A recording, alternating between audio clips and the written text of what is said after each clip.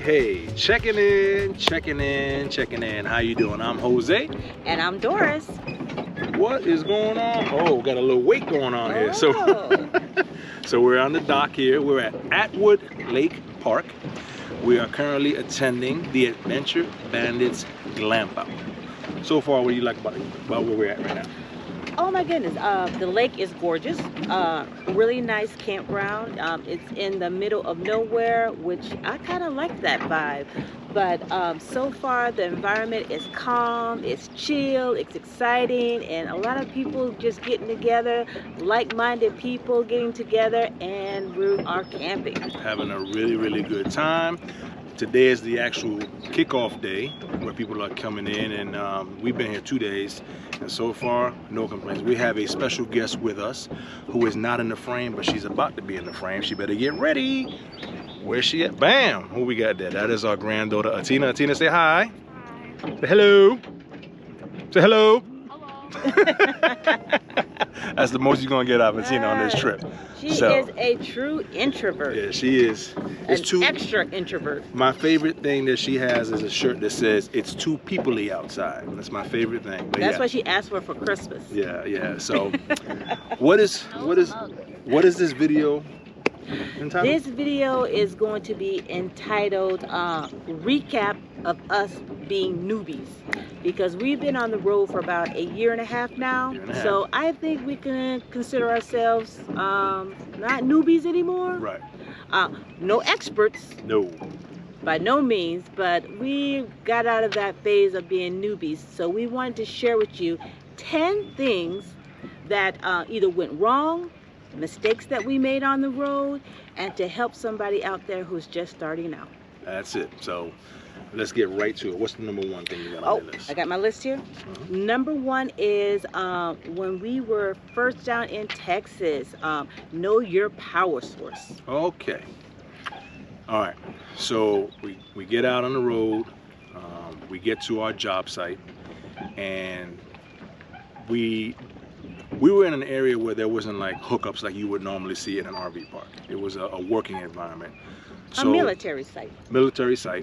And they had these big, powerful generators. So the guy I was working for was, he said, look, you can bring your rig, we'll hook you up with the power. So we did, but it was just too powerful for what we had going on. And basically, it kind of rocked our system. Yeah, it short-circuited our inverter. Yeah. So too much power came to the rig, and it just fried the inverter. Thank God it didn't fry any of the wires or anything else. It just basically hit the inverter and it popped, and it was under warranty, which is a good thing. Yeah, so we had to replace. We had to replace the microwave and the fireplace. Yes, they got burnt out. They got burnt out, but we were able to take it to a what was the name of that place? It was if you're in the Laredo area and you need a repair person, we do have one. We will always put the link above for you just in case you need repairs. But thank goodness the rig was under warranty, so they repaired the inverter for us. They replaced the microwave for us, and also the fireplace for us. And we had to stay in a hotel for about a week. That was, the unknown. But thank goodness they rushed the job and they got it done quickly, because I heard horror stories about people who were out there and it took them like 3 months to get their stuff repaired. Right. I mean, our experiences were good so far with Grand Design. We've just basically done, I guess a lot of people don't like to do the part where you have to, you got to call someone, you got to, stay on the phone for a little while. So, I mean, as long as you do those things and you correspond back and forth with email, they pretty much get everything done. So that was pretty easy. But I do want to say this. We really didn't know that we had lost power. So the way we found out was I was done at that job site and we were going to move to another job site. And so I did my part on the outside, and when Doris was trying to pull the slides in, we couldn't do it. And so we thought, well, everything is fried, we're done. But I went ahead and got a battery one of the little jump start batteries, battery charger, and a portable one. And that actually, once I put it on, it charged the batteries from the actual rig itself, and it was able to do everything it was supposed to do. And that's how we got it from point A to point B. But also go over what you said to me. You should always go with your instincts. Something said don't plug up to their generator. Don't plug up to that generator. It looks way too big, too powerful. And I mean, we're talking industrial size generators powering, I mean, huge facilities and everything. But you know, I didn't know, and I thought he knew what he was doing, and it's no big deal. It was done. He did the right thing. He took care of what we had to take care of. But yeah, so once we got the jump box going, it worked everything fine. So we was able to get to our next spot. So that was the first little mishap we had. What you got next? The next one, number 2, is I would say underbelly leak. We had an underbelly leak, so don't get distracted. Okay, I can speak on that. So our system, our Nautilus system on our Grand Design, it has a setting where you can do a power fill, and that is how we kind of like drain and fill up our black tank so that we can clean it out. So basically you put the settings on power fill that allows water to get into the black tank, and it'll fill the black tank. Once you get to a certain level, then you can go ahead and turn it off and then release the valve. But I must have been doing something. I was walking around, and then we heard a pop, right? We heard a pop. Yeah, we heard a pop. And then there was water coming from the bottom, but we couldn't figure out what it was, because everything worked the way it was supposed to work. So I was able to pull the drain, flush the tank, powerful again. I did about three times, and everything worked fine. There was no indicators on the RV that said anything was wrong, but we noticed some sagging in the underbelly. And so we noticed a smell. And there was a smell, obviously. Yeah, there was a smell. So basically what happened, it overflowed, and all that water ended up on the bottom of the underbelly, and the underbelly membrane was solid.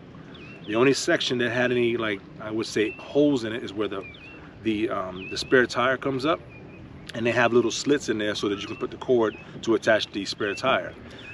But I thought, you know, I rinsed under there, I thought everything was fine, and I thought that water would dissipate. Well, it did dissipate, but then the smell stood there. Yeah, it did. So what I had to do was, once we got to a good enough spot, I had to take down the whole underbelly, clean it off really, really well, and then attach it back. Yeah, we sanitized it with bleach.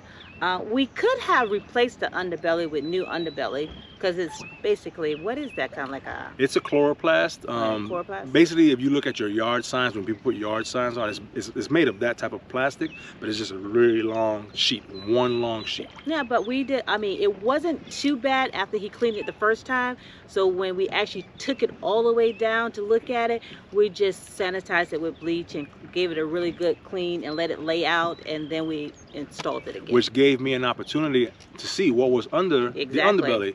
And I was able to secure the wiring and everything a little bit better, because when it comes from the manufacturer, they pretty much do whatever they have to do and nothing more. Yeah. So we made it a little bit more, not only presentable, but user-friendly. So if I have to get up in there do any work, I pretty much know where everything is at under there. So that's when we noticed that the cable was not actually screwed all the way in. That's why we couldn't get really good service. That's a good point. So our TV, sometimes the cable wasn't right or whatever, but once I did that, the cables that secure to the coax side, it wasn't really snug tight. So I was able to snug those tight, and then our reception was way better on the television. Exactly. All right, so now what's the next number there? 3? Number 3. Number 3. Number 3 is listen to your tire pressure monitor. TPS. TPS, because we end up with a blowout. All right, so the thing about the TPS system, it's attached to my phone, and for some reason I really haven't got it the way, I don't think they're communicating the right way. Yeah. And then the other thing was, we used my phone as a GPS as well. So What I'm going to do is we are going to purchase a separate TPMS system that has its own monitor, and maybe put that on the dash or whatever, and that way I don't have to mess with my phone. So that's the first thing we're gonna do because of that. So it did go off. I think Doris said she heard it. I didn't hear it. Jose didn't. He said he didn't hear it. I heard it. It went off.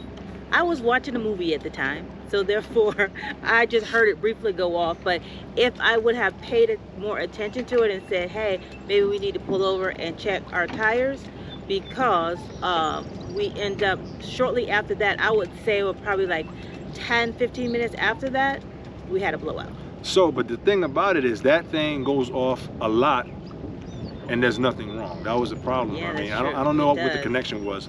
I mean, so we'll be parked in the morning, let's say. It's about to get going and it goes off. So that's going to be on me. I got to learn how to mess with that system. Yeah, or maybe we need to upgrade it to a different system. Yeah. A better system. So you can put in the comments out there and give us some recommendations of which tire pressure monitor you use, so we can research that more. But even on this trip coming up, it's raining, and it just was going off, and the tires were fine. Yeah, the tires were fine. Actually, we were in cool temperatures, but yeah. So, but on the part as far as the blowout itself, so a couple of things I want to talk about is, so for all of you guys out there on YouTube doing your research, so we did a lot of research before we started doing this, and I say to you, kudos. Do that. Do as much research as you can. Learn about all you can with people that are actually sharing their experiences with you. So when that happened, not that I was looking forward to it because I wanted to, prove anything, but I kind of was like wondering, can I take care of the situation if it happens? And because I did my research and because I watched videos, it was no problem. I mean, we really took care of that situation in a short amount of time. We did it safe.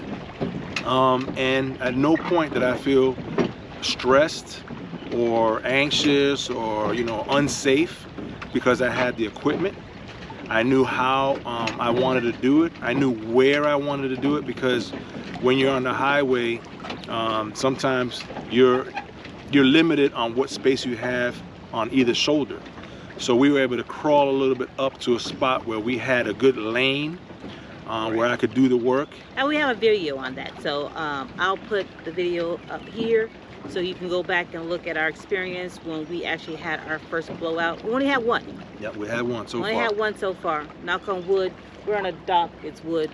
Yeah, wood. There you go. If you notice us moving a little bit, we're on a moving dock at there's a floating dock. Wood Lake. Yeah, so Wood Lake, yeah, so when the waves come in, the wake comes in, it moves us around a little bit. So. Oh, Tina just spotted a little friend back there. Let's see if we can.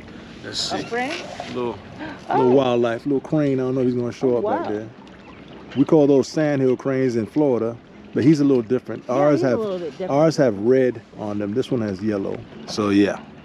All right, back to the video. So yeah, so we'll link that video for you, so you can see Jose out there on the road. You did a great job, babe. Thank you. Changing that tire. So we'll move on to number 4. Number 4 is learn from others. And when I say learn from others, we ran out of diesel going to Texas. You can learn from us on this one. So the stretch in Texas that we ran out of gas on, we had been on that stretch when we left Del Rio heading back home to Florida. And what happened was, let me click that, there we go.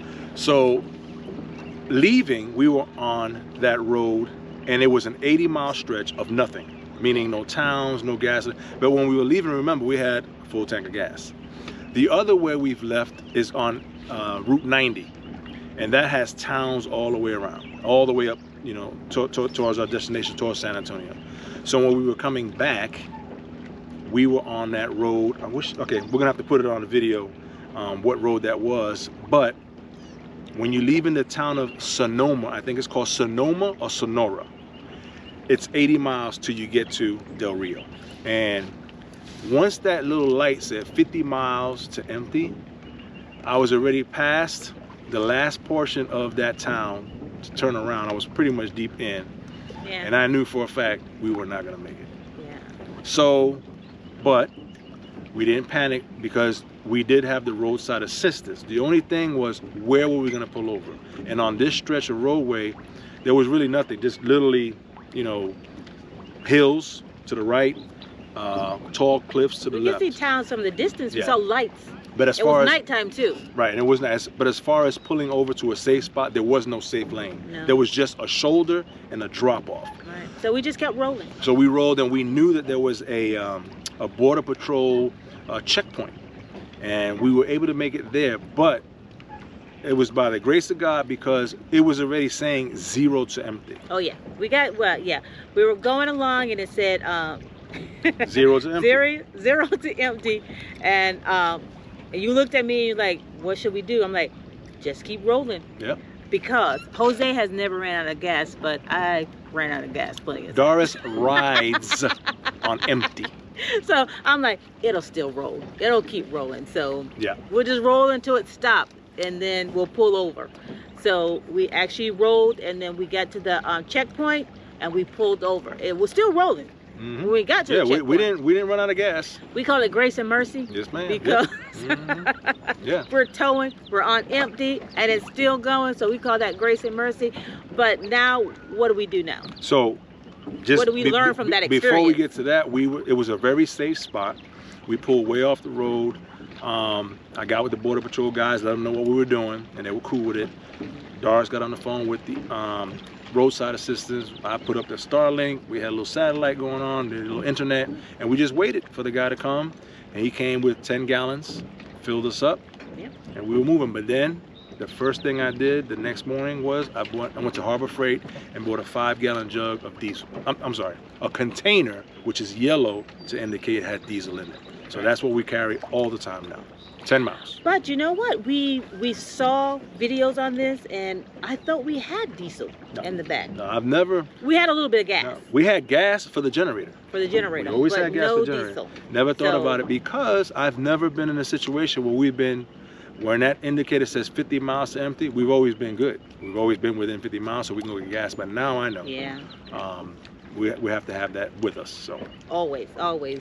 Even when we're in the United States, because I see a lot of people when they do Alaska, they have extra. But just here in the good old United States of America, just Yep. be prepared and have a little in the back of your trunk, gas or diesel, whichever whatever your you rig have. has. We carry both now, because obviously we have the generator that uses the regular gas, and now we have the diesel for our truck. So what's the next one? Number 5, back to don't get distracted. When we were at the gas station, Since we're on the gas theme, all right. So we're getting ready to go on a long trip. We're going to go to Big Bend in Texas. So we had some work done at Discount Tire. So we pulled in, I unhooked, and they were working on the travel trailer. getting new shoes. We were getting some new shoes, new tires, and there was a gas station right down the block. So I said, you know what, we'll go get gas, so that way we don't have to do it while we're hooked. Go down there, pull in, get gas, no problem. I needed some DEF, indicator came off. I go inside, get the DEF, and when I get to the gas door, I'm filling up the DEF, and there's liquid that's flowing out of the gas, you know, the port where you put the gas in. I'm like, what the heck is going on? I take the thing back out, stick it back in there, pour it, and it's just flowing out. And then I look, and my heart dropped. My heart sank.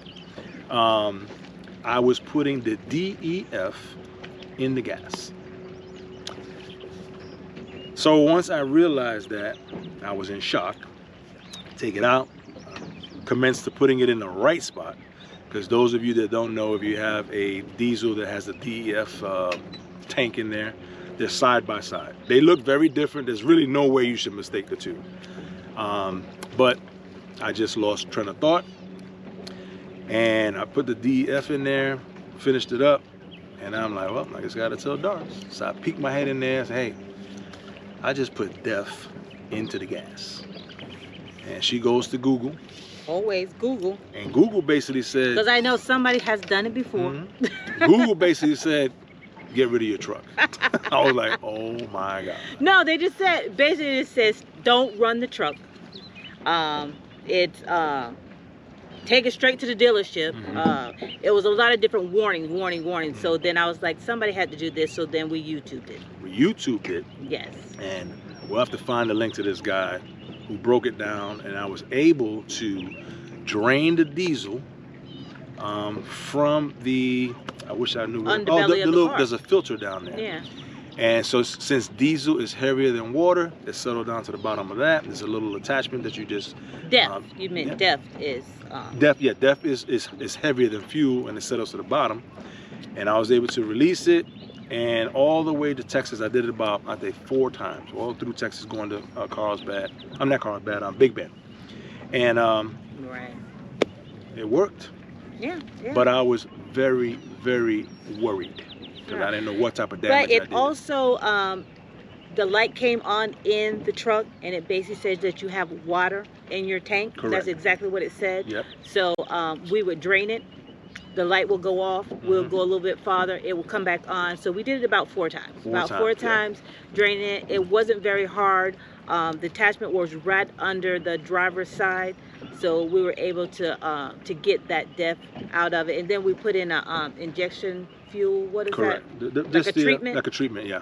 A treatment in the tank afterwards, probably like a day later, to make sure everything. But it drove fine. It was just an indicator light that came on and said that you have water in your tank. But on Jose's behalf, I will say he got distracted because we were giving money to the homeless. So in the midst of him putting in his diesel, I asked him, do you got some ones on you? And he was like digging in his pocket, and we were giving it to a little boy. So the little boy was so happy that we were giving him money that we just got caught up in the moment. We got caught up in the moment. We got distracted. So, you know. Yeah. But the saving grace in that, I think, was the fact that I filled up the tank before I filled up the DEF. So most of it poured out. Most of it was pouring on the ground, thank God. But yeah, that was our experience with that. So learn from us. Learn from us. Don't get distracted at the gas station. Yeah, pay attention to what's going on, because I mean, it was a happy outcome for us, but it might not be for your truck. So yeah, you never know. You never know. Yeah. What's next? All right. So the next one is things happen. And when I say things happen, we had our windshield cracked. Well, that can happen to anybody that's on the road. But while we were on this same trip, so we ran out of gas on the trip. I put DEF fuel in the gas on the trip, and we had to replace our windshield on the trip. Same trip. Same trip. But again, I think, and I don't know how far on the list because Doris made the list, but I think the common theme in everything, and I've learned this from watching others, is your attitude. Yes. You just have to have the right attitude. Like, and I mean, that's in life too. Just take it as it comes, and just try to prepare as much as possible. And as these things happen, I know as a younger man in my 20s, I probably lost my temper a lot.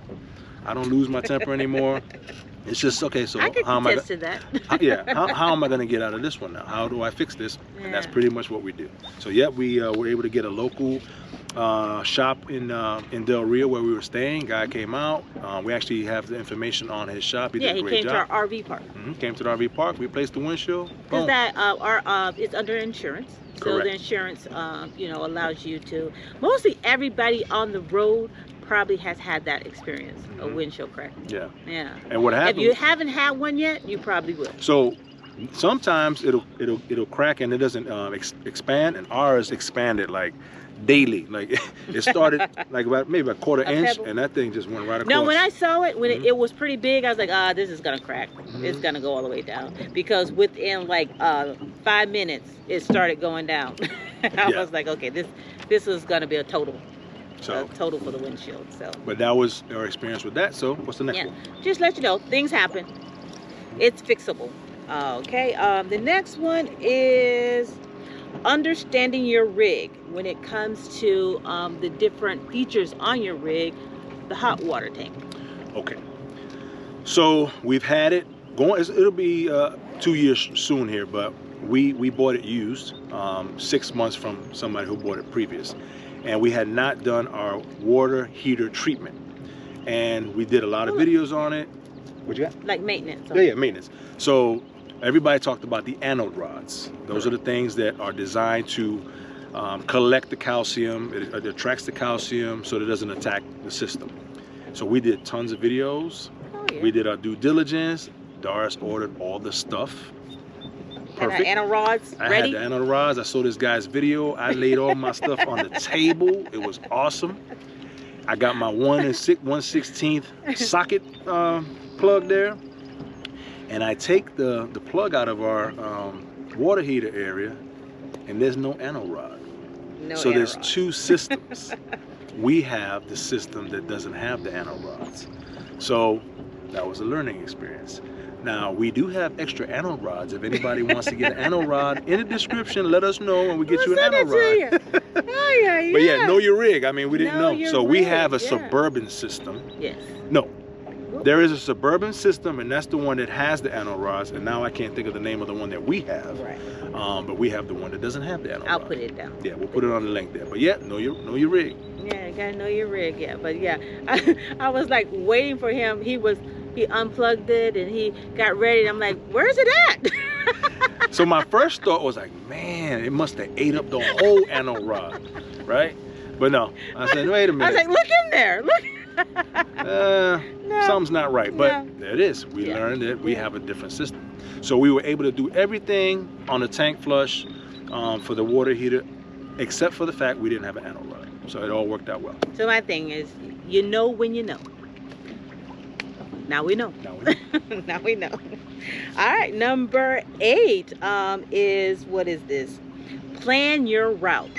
So plan your route in advance. We can't give too much advice about this because we're still a year and a half in and we're still coming to the RV parks late.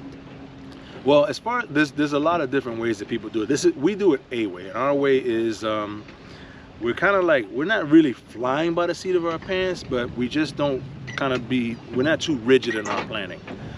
Because we found that a lot of times, well, there's going to be a big old wake coming up here shortly. Oh, it's a big one coming. So we're going to be rocking and rolling here. But sometimes we end up in a spot and we like it, so we want to extend our stay. Yeah. So we don't pigeonhole ourselves into, okay, we got to be to the next spot. We have lost some money on reservations that we have done, and we just never made it to that spot. Right. So, you know, just know what type of traveling you're gonna do. Here we go. Hold on, let's see what happens. All right. Hey there. All righty. It's like a little roller coaster. Tina, you all right back there? All right, so, but yeah, know what type of traveling you're gonna do. And we're kind of really laid back with it. As a matter of fact, so we're here at Atwood Lake Park in Ohio, and we were previously in Kentucky. And what we did was we went to the Mammoth Cave in Kentucky, and we were going to do something else, but we decided to come here early, and Doris was able to make the arrangements, and you know, just like that, our plans change. Yeah, a lot of people probably when they watch our videos, like, oh, they're always coming in at dark. Yes, we're pretty much always coming in at dark. We don't mind it, but I know a lot of people like, no, we got to plan our route so in advance so we can get there before dark, because they want to set up and they want to be safer. Yes, it truly is safer to do it that way, to plan everything out. So on that note, we're like saying, don't do what we do. No, we don't. You and make sure it's safe. We don't intend to get places late. It just so happens that the way the time goes, the GPS tells you it's going to take X amount of time, but that doesn't factor the stops for the restroom, or we decide we're going to eat something. We might just take our time eating at a restaurant, and that's going to just at least add at least an hour. So yeah, because the GPS will say like you're 6 hours away, but we end up adding like 3 more hours to that. 3 more, always. Easy. So. Easy. Yeah, we lose track of time all the time. So don't do what we do. But I'm gonna say this: I don't let Doris speak for herself. I never feel rushed. I don't feel like I'm running out of time, and I like to be in the moment. So I'm always we got somebody checking in. behind us. Hey, how you doing? What's this? Is this private property? No, here? sir. Yeah, this part of the lake right here. Okay, Yeah. cool then. I can come out here and fish then. Yes, sir. yes, There was people. definitely. That's all I need to know. What's your name? Mike. Mike. Hey, Jose. Hey. Right. My wife Doris. How you doing? And our granddaughter Tina. Mama, How you doing? say hey. All right, we're from Michigan. Oh, cool. The little brown one. Okay. The one next to us. You just pulled in, right? Oh, we've been here we got here yesterday. Yesterday, But we okay. got the brown one, that's us, me and my wife Michelle. The one next to us is Hazel and Yaku. They from Flint, Michigan. Cool. And my sister-in-law and brother-in-law, they on the other side, on Oh, the other that's side. nice. They, you know, so Y'all all together. Well, we right here. We 894. Okay. Right Yeah, in the we're same close, group. We're yeah. age with you guys. Okay. And we have a challenge called Playing Outside After 50. Okay, yeah. And that's what we're doing. We're literally doing a video right now. Oh, okay. I'm So sorry. no, you straight. No, that's what it's all about. So tell us where you from. Hey, we're from Michigan, represent Michigan, you know, Oak Park, Michigan, you got Flint, Michigan, Bam. you got Detroit, all three of us here, and we're gonna have a ball. Amen. Cool. Yeah. Bam. Just talking with Mike and Michelle from Michigan. Yeah. So that's how it is. We meet people. This is the part that I love, just meeting people. So we don't even know where we at on the list. So hold up. What was the last thing? Let's see. I'll tell We you right were now. know your route. We were planning your route. Number 8.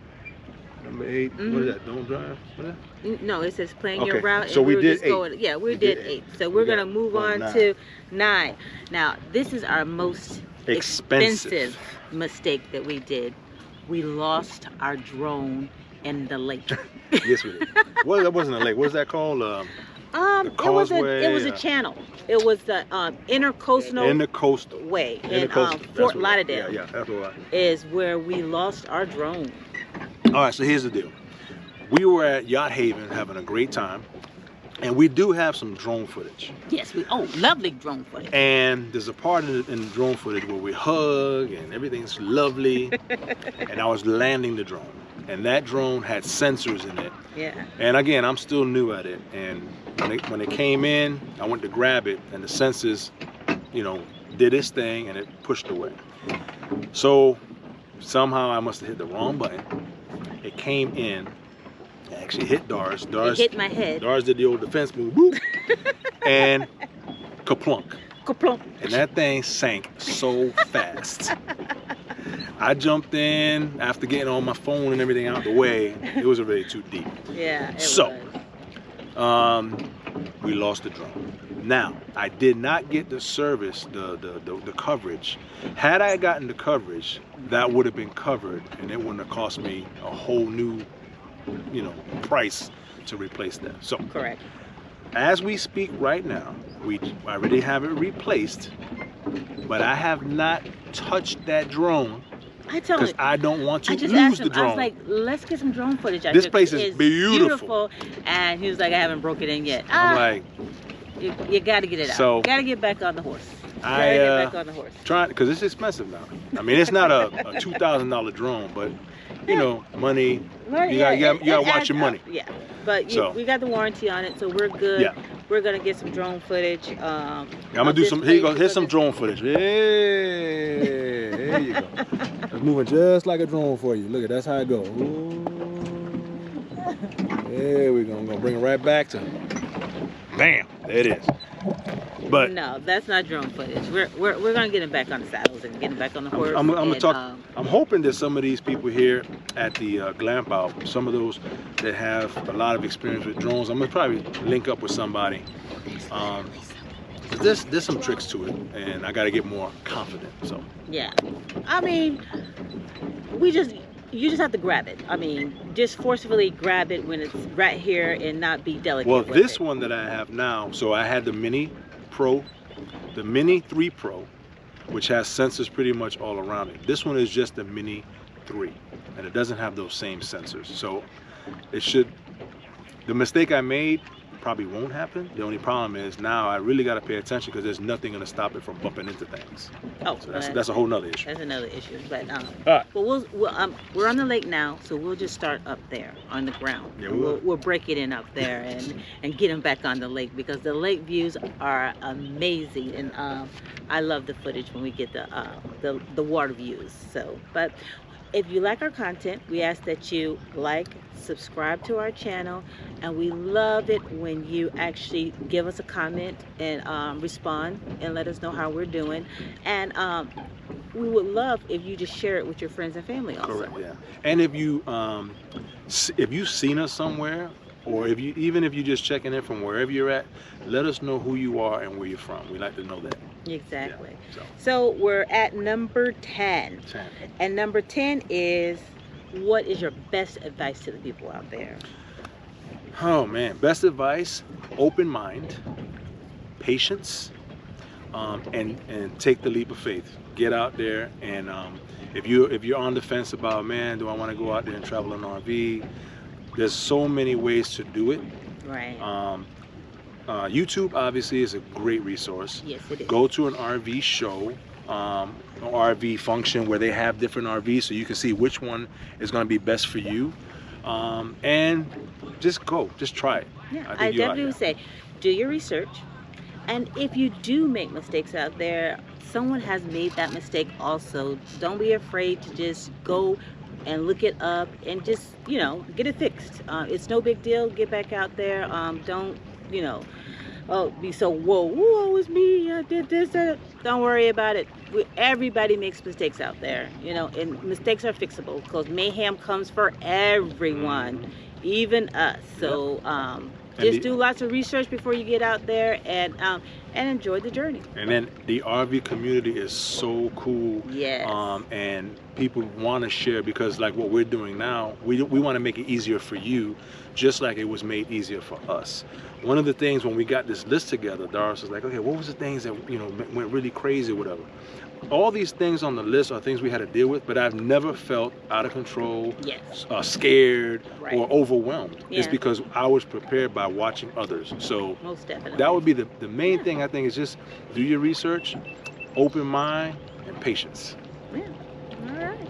Well, thanks for tuning in with us, and we appreciate your support and your love. And as always, we'll check in. We'll check in. Playing outside after 50. Hey, another thing. You don't have to be 50 to be playing outside. Nope. That was just our thing. So yes, if you're over 50, under 50, get out there and play outside. Got it? Got it. Hey, checking in. Before we end this video, we wanted to give a shout out to Talmadge and Ashanti, Adventure Bandits. Glamp Out 2023 was a success. Thank you for the vision, and thank you for everything you put together. I would just like to say that we had a wonderful time. We saw a lot of different people. We got together. We got to commingle with people, and this was amazing. I would say, you guys, y'all did the darn thing. There you go. And at that note, Adventure Bandits, we just wanted to say, playing outside after 50, out.